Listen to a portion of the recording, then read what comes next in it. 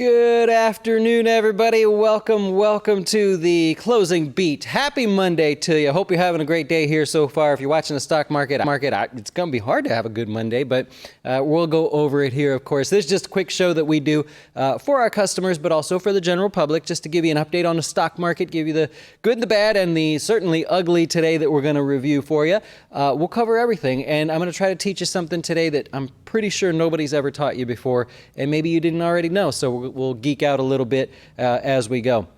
Hey, we're playing a game here. We're financial advisors. We just like to keep things light. You know, it's such a boring industry. I try to find ways to make it fun. Go to the website there on the bottom right-hand corner of your page and guess the Dow. Where do you think it will close at the end of next week? Good luck, right? Trying to guess. I'll try to give you some stats here as we go, so maybe you have a better feel for what historically happens. Our class last week for customers went over sort of the August expectations. You can go in Dojo and check it out if you like. I'll show that in a minute because I want to show you something else. But we went over sort of what to expect in August going into September, what's the markets typically like. And so our customers are largely prepared for this one here. Our class this week is going to be on Nest Egg, a financial planning software that we just offer to our customers. It is I believe it's the second largest financial planning software that all the big financial planners use. And rather than just try to pretend like we're somebody, we just say, hey, you can have a license to it. You go ahead and start loading it up. I'll follow along with you. And if you want to sort of geek out on your personal finances, that's great. Why do we do that? Why are we going to focus on that? Well, for the next 10 years, almost all of the big companies feel like the stock market may produce average returns. Now, up until this point this year, they've been wrong, but it's going to become really important that the investments you do have are managed as efficiently as possible, right? You need to make sure you're squeezing every little bit out of it, because if the markets only end up returning an average of 4% or 5% over the next 3 or 4 years, whatever it may be, you need to make sure that you're getting the appropriate growth for your investments there. So that's step one. But step two, if we need to make use of our general net worth, how do we do that as efficiently as possible as well? So we're focused on helping our customers get their dough straight as well as their investments in there. So we'll definitely cover that. All right, here we go.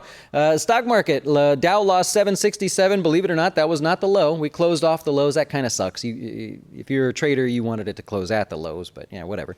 The S&P 500 lost 87, or basically 3% on the day. The NASDAQ lost 278 points, 3.3%. Yeah, that's right. That's not a typo today. Brutal day here in the stock market, and it was a brutal trend day.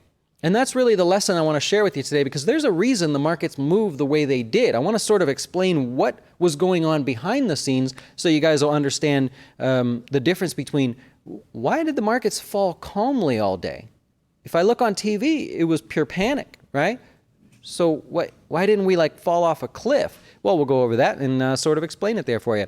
If you see the markets today and you're a newer investor and you see your account fall and it scares you, there's only really one thing that you should do, and that's education. You should find, whether it's this channel, whether it's, working with us here at Jazz, coming to our classes on Thursdays, whatever it may be, watching the old videos, finding a friend or something, you need to find a little education so that you understand how it works. Anything else in life, if you are scared of something, it's because you don't quite know how it works, right? If you go to the doctor, he says, I want you to take this pill for the next 3 weeks or whatever, you're scared, right? Because you don't know. I've never taken this before. How's it going to affect me? He teaches you a little bit about how it works. You may still be emotional about it because you're sick, but you're all of a sudden not going to be scared, right? You know how everything works, right? So think about it in those terms. You really got to sort of figure out how your investments work. And once you know that, then you'll learn to find these drops as a real sort of exciting moment in time. And so believe it or not, only one customer today emailed and said, hey, I'm a little concerned. What's going on? Everyone else, and by the way, for whatever reason, when the markets fall, people start opening accounts. I'm thankful. I appreciate you guys joining us and the fact that you put your trust in us and everything.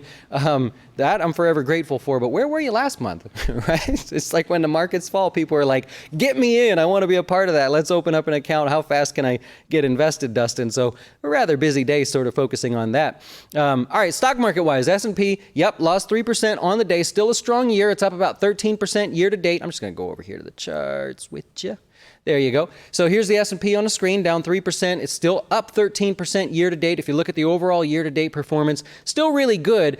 Why would everybody sort of be scared right now? Really, it's just because it happens so quick, right? When the markets fall slowly, like the entire month of May, we can all sort of live with that. We recognize that to be the daily back and forth of the market, and sometimes it's good and sometimes it's bad. But when it happens quickly, that's what leads people to think there's a real problem here. And you know the news and everything. Today's news was China responding to the Trump tariffs basically by saying we are going to get our state-run companies to not buy agricultural products from the U.S. So that's them done negotiating, right? I've spent a lot of time working with Chinese. I've literally taught tens of thousands of them over the years. And so that's their way of we're done negotiating. The American sort of simple way that I can put this into perspective, imagine you're a landlord. Your tenant comes to you and says, I need a few more days on rent. You go, all right, well, we'll work something out. You pay me a late fee or something. We're going to work it out, right? A couple days go by, they still haven't paid the rent. They come back to you and they say, I need a few more days on the rent. And rather than negotiating and trying to figure this out, you just go change the locks, right? That is a sign to the tenant that you are done negotiating, right? That's exactly what that means. The tenant will come back to the table with you and will offer something. They'll come back and pay you some dollars because they can't get into their house. That was the equivalent of what happened today in sort of layman's terms. So I hope that helps you there. Anyways, you got the S&P 500 headed back to the 200-day moving average. 280 to be the magic number there. The Dow hitting the 200-day moving average today, but closing above it. We closed off the lows of the day, and that's sort of, it's not great, but people will take it for that. All but two names in the Dow were lower by 1% or more. Not lower, right? But all but two names in the Dow were lower by 1% or more. The other two almost lost 1%, but not quite. That's pretty impressive. Apple was a big focus today, down now 12%, and the last just 4 trading days there, so a little bit crazy there. The S&P 500 is now down almost 7%. We'll just say it's down 7% in the last 10 days, okay? That's a drop of 5% or more. Let's just talk about this here for a second. The average 5+% drop over the last 70 years, if you just look over the last 70 years and you see how many times did the market drop 5% or more from a high point, how long did it take to fall 5% or more? You know how long the average is? 44 days. We just did this in less than, 10 calendar days is what this has just done here on the S&P 500. So because of the quickness of the drop, okay, that starts to become a little bit more interesting there, right? Gets you a little bit scary. The fastest 5% drop in this bull market, which goes back 10 years now, was 4 days. It only took 4 calendar days. That was August 15th through the 19th in 2011, so I can't pull that up for you. What I did here, if you're always like, oh, where did he get this sort of information? Go into the dojo. This is our private video library here for customers, and it's on the second row there. It's called Stock Market Decline Statistics. If you click on that video right there, it's also at the top in the header, because I think this class is really important. If you click on that video, we went over all of those stats, how often the stock market falls 5% or more, how often it falls 10% or more, how many times has that already happened, how often it falls 15%, how often does that happen? We went through all of that. And really important, we went through that weeks ago, right? We're not doing it now. We went through that weeks ago. And why did we go through that weeks ago? Because it was an unemotional time in the market. It was a very calm time in the market. If I can teach you when you're not emotional, sticks more, right? You learn a little bit more there, and it's all good. If I wait until now to teach you, okay, now you're gonna panic just a little bit, so we don't want that. Anyway, so go ahead and go in the dojo. You can check that out if you want to play along there. I'll give you a little bit of a hint. The markets fall, the S&P 500 falls 5% or more, right? About 3 times a year. It's just a little bit under 3 times a year, every 122 days if you want to be exact. And so on average, this is drop number 2. So if you ask yourself, is this an odd moment in the markets? Is this above average? Meaning, is this something that just shouldn't have happened? No, this is actually perfectly normal. This is number 2. Again, why was it scary? Because it happened really quick and everybody's going to be all real excited about that. All right, before I get into the sector news, I want to kind of cover something here, teach you something new that while I have your attention, right? Because the longer we go, maybe you guys drop off here. Here's what we got. The stock market today fell very clean and consistently all day long, just really slow pressure to the downside. But again, it felt like a panic kind of a day. So ask yourself why that is, because sometimes we just fall really crazily and then rally and all this stuff. But today was really calm to the downside. All right. If you look at the VIX, it's up on the top right-hand little scroller thing. It should flop up here in just a minute. I believe it was higher by 36% today, right? When you see the market trending lower and you see the VIX trading 36% higher and also trending higher consistently, what that tells you is, well, first of all, the VIX, if you don't know, is known as the fear index. And most people that don't know how it really works will just say, well, it's the fear index. And some people that kind of know how it works will say it's the level of fear in the S&P 500. Well, to be truthful, what the VIX is, if you follow that, there it is, 36.6%. If you follow the VIX, or you want to try to understand what that is it is the level of action on the S&P 500 options, right? So the traders that are going to trade those options, buy, sell, whatever they're doing, it is the level of activity. That's a simple way to say it, okay? Now think about this. If you're a fund manager, an active trader, whatever you are, and you have a portfolio and you go, you know what, I'm scared of the markets here. I'd like to hedge my position. What is the easiest and fastest way to hedge a huge portfolio? Like right now, if I took our aggressive stock fund, and let's just say on the aggressive stock fund, which we have it all on our website, the portfolios, you can see how they work. If I took that fund and I said, I need to slow this thing down right away, what's the fastest way to do that? Well, I can't go position by position. There's 100 stocks in there, or the dividend fund or something. There's 100 stocks in there. It'd take forever. If I need to do it quickly, and active traders do this, everybody but mutual fund managers, the fastest thing you can do is measure your portfolio risk versus the S&P 500, and then go to the S&P 500 and buy puts. I'm not saying we do that here. I can't tell you if we do or don't, but that's the fastest thing to do. Because every platform, every institutional platform that you use, even a lot of retail platforms, can measure your portfolio risk against the S&P 500. So in simple terms, it's telling you for every point the S&P 500 drops, you will lose X number of dollars. And so you can very quickly look at that and go, I don't like that. I'm nervous about the market. For every point the S&P drops, I'd like to lose a little bit less, and therefore I need to buy so many puts on the S&P 500, and that'll take care of my problem. Okay. So if that's what people are doing, I'm not saying that's what you do, but if that's what's happening, then how do we get a read on that, right? Like, let's think about this further. If we all went out and bought puts on the S&P 500 to hedge our portfolios to some amount, sorry, we're getting geeky here for a second, but hold on. So if we all did that, who's taking the other side of that trade? Who's selling those puts? That would mean those people are bullish.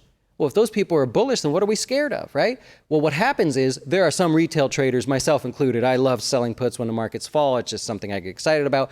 But once we all dry up, all the retail traders, if there are still people that want to buy puts on the S&P 500, the beautiful part about the U.S. markets is there is a market maker who is obligated to sell you that put. Not necessarily at your price, but he's obligated to be there and offer that for sale. Well, market makers can't take risk. They're not allowed to have bullish or bearish positions. It's a sort of a interesting thing. We could go do a whole video on this. But at the end of the day, if you want to buy a put, they have to sell it to you, but they are not allowed to take risk. So how do they sort of hedge off their risk? Here you are, the buyer of puts trying to hedge off your risk. The market maker selling you the puts, but now he has the risk. How does he hedge off that risk? The easiest way for them to do it is to short the S&P 500. And so you have this vicious cycle all day long where, okay, people want to hedge. They then go buy the puts on the S&P. Market makers say, okay, there's nobody else here that wants to sell these puts. We have to sell, right? In order for them to hedge their positions, they've got to essentially sell the S&P 500. They've got to short it. And so it keeps this pressure on the market all day long because the market makers are fulfilling orders over here for people that want to hedge. Notice at the very later part of the day, all of a sudden the markets came off their lows a little bit. What happened? All of a sudden, people were done. They had all day to buy their puts. They all of a sudden stopped doing that, which means market makers don't have to sell those puts, which means they don't have to hedge positions by shorting the market anymore. All of a sudden, volume drops off, and you have the pressure from the sell side on the S&P 500 just start to lift, right? It takes a break. And so it really had nothing to do with any of us panicking. Think about it. Did you panic today and sell your position? Do you know anybody that sold positions today? I don't know anybody that said, sell and get me out today, right? And granted, there is definitely lots of those people, and there are certainly active traders that wanted to short and participate in a trend day. But the meat and potatoes of what happened is just millions of people that said, I'd like to hedge a little bit. I would like to hedge my portfolio by 20%. So they buy puts. It's the fastest thing they can do. It's also the cheapest thing they can do rather than going one by one. By doing that, the market makers have to sell those puts to them. They can't carry risk overnight, and so they have to short the market to hedge off their risk.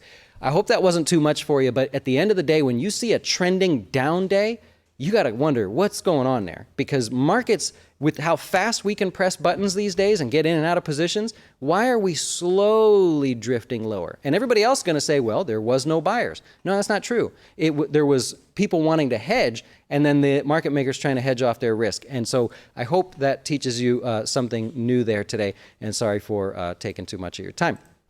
Let's get started here. So gold, if you look at the gold sector, that officially is now more, well, it's higher on the year than the S&P 500, right? So today, with this little spike up in gold, if you invested in the S&P or gold in the beginning of the year, gold is actually just a touch better than investing in the S&P. Also, your GDX, your gold miners, junior gold miners, things like that, also spiked up a little bit higher today, hitting new highs. Maybe silver also, I don't know many of you if you're participating there, but silver did well, about 1% gain on the day. So that's that one. Bonds hit their lowest levels, I believe, since about October. I was watching Bloomberg or something. Maybe it was October 2016, I believe. Anyway, so if you look at the price of bonds, they shot up to new highs there. If you look at the semiconductors today, they pulled back below their 50-day moving average. Still in the midst of an uptrend. The reason for the bigger sort of sell-off today and the higher volume, aside from the trade war issue, is we just breached that halfway mark. And a lot of people look at the glass half full as long as we haven't pulled back more than half of the entire rally. That's a sort of technical area for people. Happen to coincide with the 50-day moving average, so you have a reason for lots of different strategies to say, that's it, I'm out. Or they're out, not me. And so down 10% here over just the last 9 days. You got some trend line support right around 105 if you're a technical trader. That's the next area in line that people are looking at. Tech stocks actually didn't do too bad, down 8% here since hitting those highs. You got a little bit of early support here. If I were to zoom out, and I can go over to this little tool right here that's hidden, and just a really sort of crude drawing here, but if you just kind of draw out the trend line there, you can see a lot of little support there in the short term, right around $75. And so that's where the tech sector stopped today. Unfortunately, you have the oil explorers, oil service stocks, things like that, just getting hammered here. New lows today for the XOP, and really, I mean, is there anything in sight that could sort of slow that thing down? That's a tough one. Oil obviously weak with the trade issue and everything. Transports today, airlines just didn't help this area. You got 3.5% to the downside there. If you look at some of the airlines, United Airlines taking the brunt of it, I believe. Oh, I can't pull that one up. I'm sorry. United Airlines, I believe, lost over 4%, and American Airlines about the same. Airlines, by the way, make up about 18.5% of the transportation ETF here, right? So 18.5%. In addition, it was weak across the board as well with some of the other transports. So you kind of understand that. Kansas City and the rails over here down about 4.5%. One of the stocks that was up today was Tyson. Tyson Foods had their earnings out there, beat on earnings. It broke out, but was unable to really hold up there thanks to the weakness today. Pretty neat little pattern there if you follow. It was just a bad day for them to break out, but still a good day overall. That's 5% there. What else do I have for you? How about a geeky stat for you?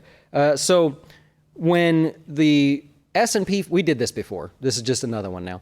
When the S&P 500 falls 1% on a Monday after what it did last week, we already covered what happened last week, statistically, it's higher 78% of the time by 2% 1 week later. We're having fun with some of these numbers here, I get it, but that's the stats on that one for its entire history there. There are not many times in history that this has actually happened, by the way, so kind of interesting.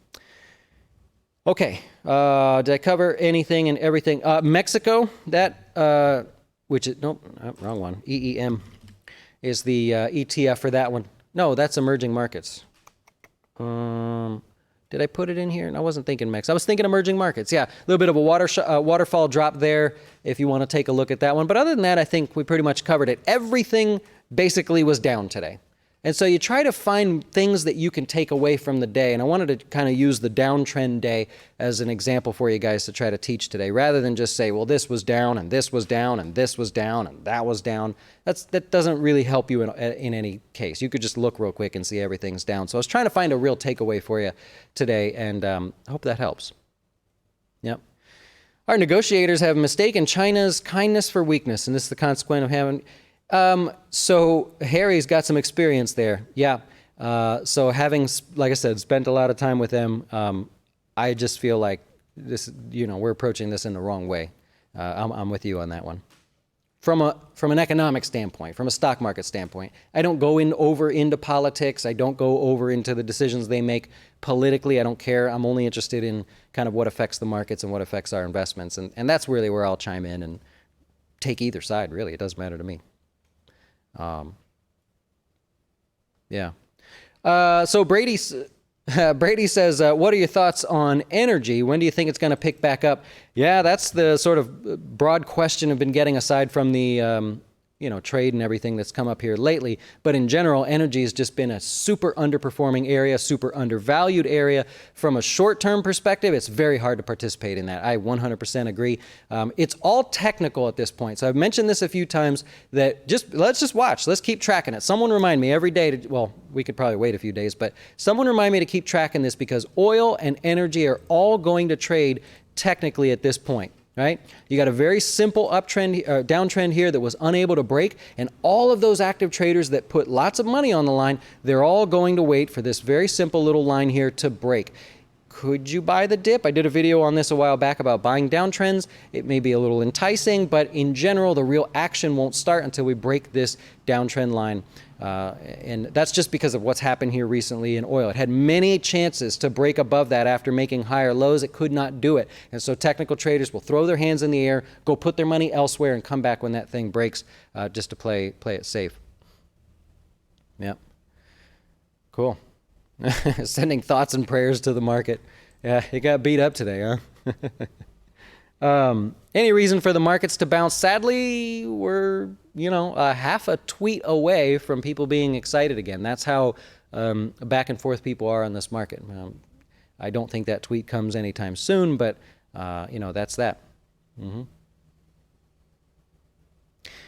Big stocks left to report here. Well, tomorrow's kind of be interesting. You've got Disney after hours. Hertz is not so interesting. Wynn Resorts, that was beaten down brutally here today. But Wynn Resorts will report, Disney will report, and then in the morning you got Discovery Communications, Duke Energy, that's a utility. That might be interesting. Maybe. Not known for being interesting, but we'll see.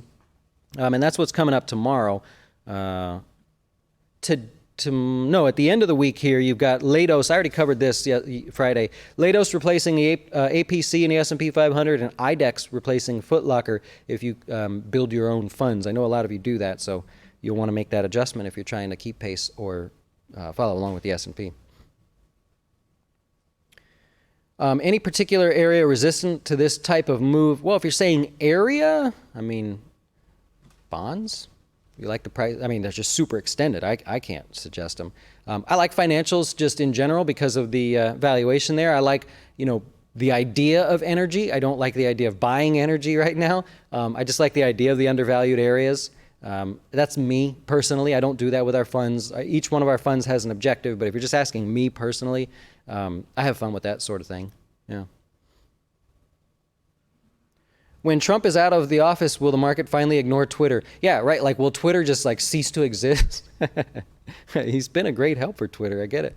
I think they'll be just fine. Could you open the closing beat before you start? You've had several times you've not seen a live stream until you've already started. Just a thought. I know you share. So the intro is kind of long just because I know it takes a minute to load up there. It is technically open and sitting here. If you wanted to come in, usually I'll do that like an hour ahead of time. So it should be where you could just kind of dial it up and be ready. Yep. You like averaging down, huh? Does it help or hurt the case for another 25-point cut? It actually helped today. We went from like 13% probability of a cut in the next announcement there. I believe it was up to like 22%. I don't have it on my screen. But yeah, it seemed to help, at least in terms of how people are placing their bets, so to speak. Yeah. Is moving from a bond ETF to stock ETF during a dip like this a good idea? It depends on what your goal is. I mean, if you're just an active person and you're like, hey, I made some money in bonds, now I'd like to go put some money somewhere else, you're essentially taking profits and putting it to work elsewhere. It wouldn't matter what the product is at that point. If you had Tyson today and you're like, oh, it was a great stock, I'll sell it and I'll go buy something at a discount. Yeah, I mean, could you? Yeah. Can you explain what you mean by energy being all technical?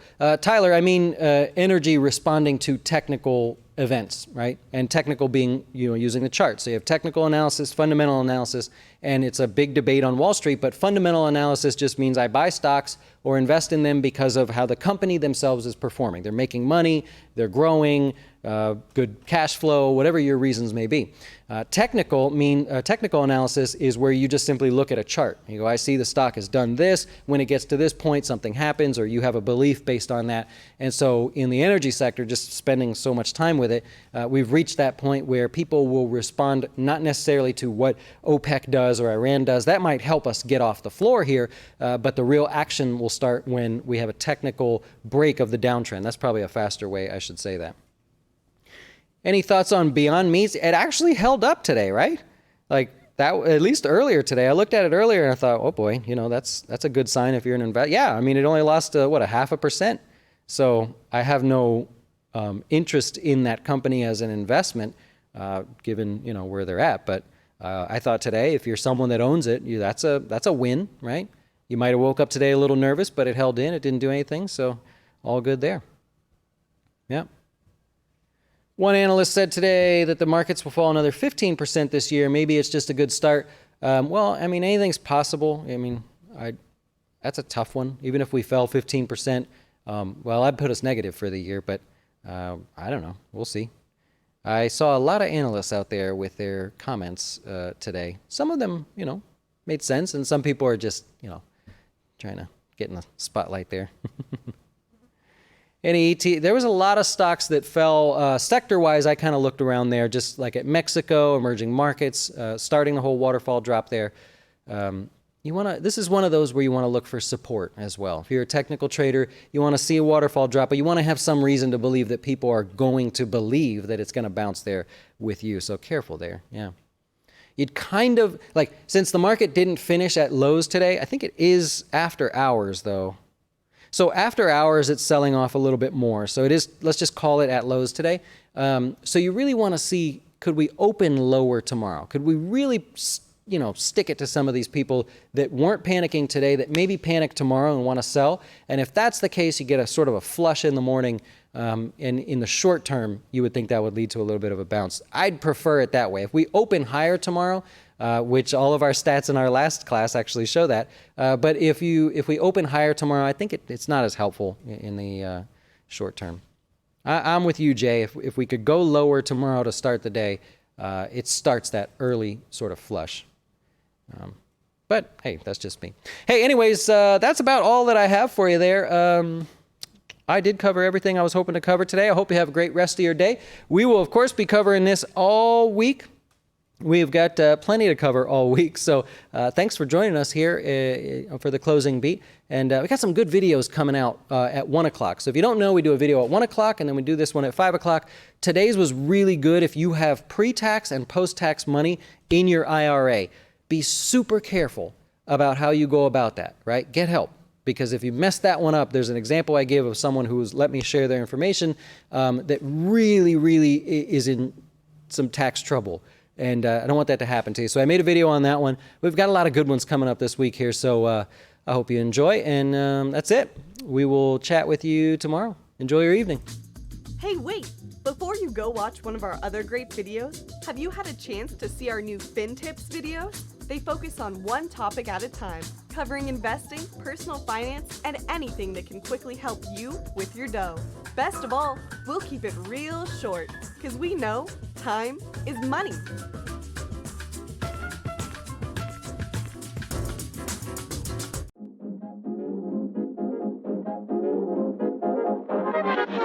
Why should you choose Jazz Wealth as your retirement or long-term investing service? Our portfolios are managed by us, not some faceless mutual fund manager. Our private classes will teach you everything about investing and getting your dough straight. Best of all, our fiduciary standard means your best interest comes before ours.